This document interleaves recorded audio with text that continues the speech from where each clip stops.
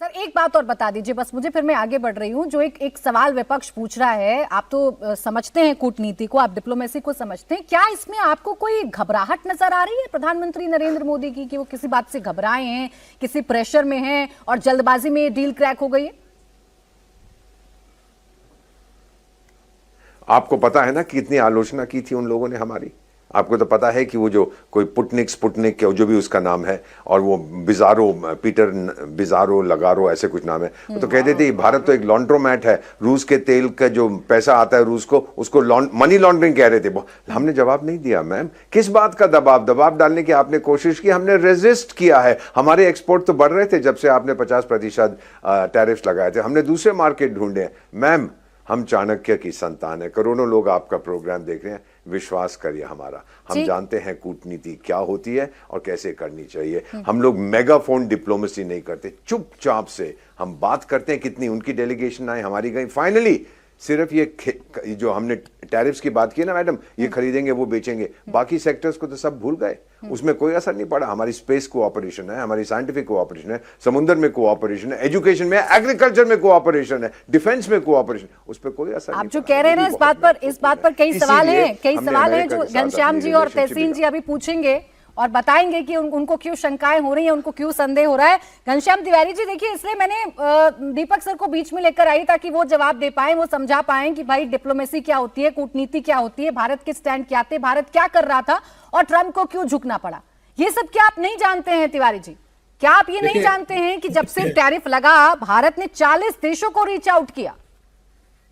मैं यहाँ पर ट्रंप महान है का प्रवचन देने नहीं आया और मोदी जी महान है का भी प्रवचन देने नहीं आया। मैं तो यहाँ आंकड़े प्रस्तुत करने आया हूँ।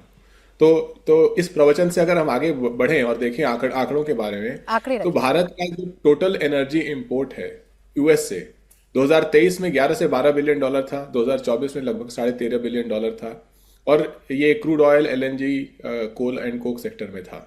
2025 में आप देख लीजिए ये 500 बिलियन डॉलर कैसे जाएगा, पहली बात।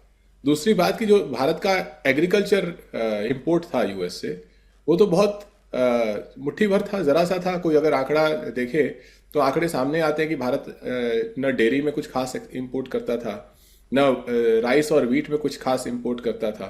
अब यहाँ पर ये सवाल ही कहाँ उठता है? क्या ये सवाल भारत के किसानों का सवाल है कि आप अमेरिका को बोलिए कि हमारे मार्केट में एक्सपोर्ट करें, या फिर वो प्रधानमंत्री मोदी जी का सवाल है या अडानी जी का सवाल है? हम नहीं जानते।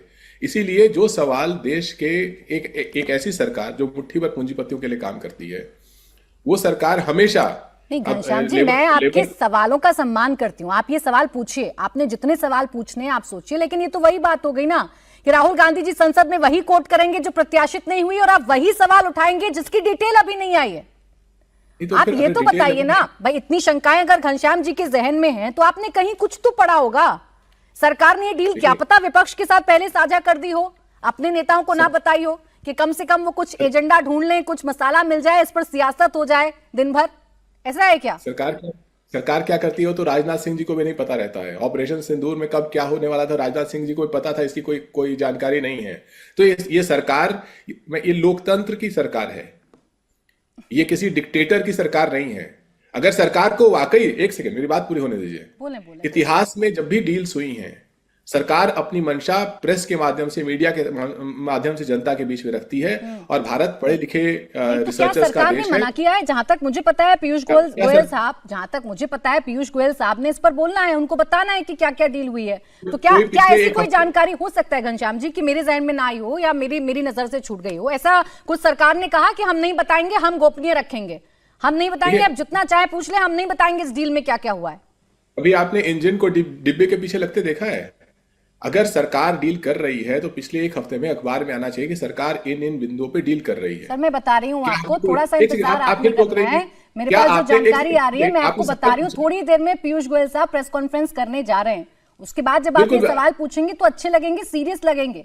अभी तो वही बात है कि कुछ भी सामने नहीं है, कोई किताब नहीं है, कोई पेपर नहीं है, लेकिन क्वेश्चंस बहुत सारे हैं। कहां से तैयार कर रहे हैं क्वेश्चंस, ये तो बताएंगे ना। ये तो वो एक आपको बताना होगा ना दीप्ति जी। अच्छा रुक जाएं सर, मैं आपके सवाल वो का एक जवाब दीप्ति जी डिक्टेटरशिप से में लेने होता की है। कोशिश करती हूँ। एक लोकतंत्र में पहले चर्चा होती है, उसके बाद निर्णय आता है। अच्छा, डिक्टेटरशिप चलो। में पहले निर्णय आता है, फिर अरे चर्चा तो सर होती है। डील, ये तो आप मुझे पहली बार बता रहे हैं कि कोई भी डील करने जाते हैं तो पहले उसकी चर्चा देश में की जाती है, ऐसा होता है क्या बिल्कुल दीप्ति होती जी? है। अगर ऐसा बिल्कुल होता होती है तो है। प्लीज बता हर एक दीजिए लोकतंत्र में कौन होती सी है। ऐसी डील है जिन पे पहले हमने हर एक भारत में लोकतंत्र में खुलकर होती है। चर्चा की है, प्रेस कॉन्फ्रेंसेस की हैं और उसके बाद फिर जाकर हमने डील क्रैक की है?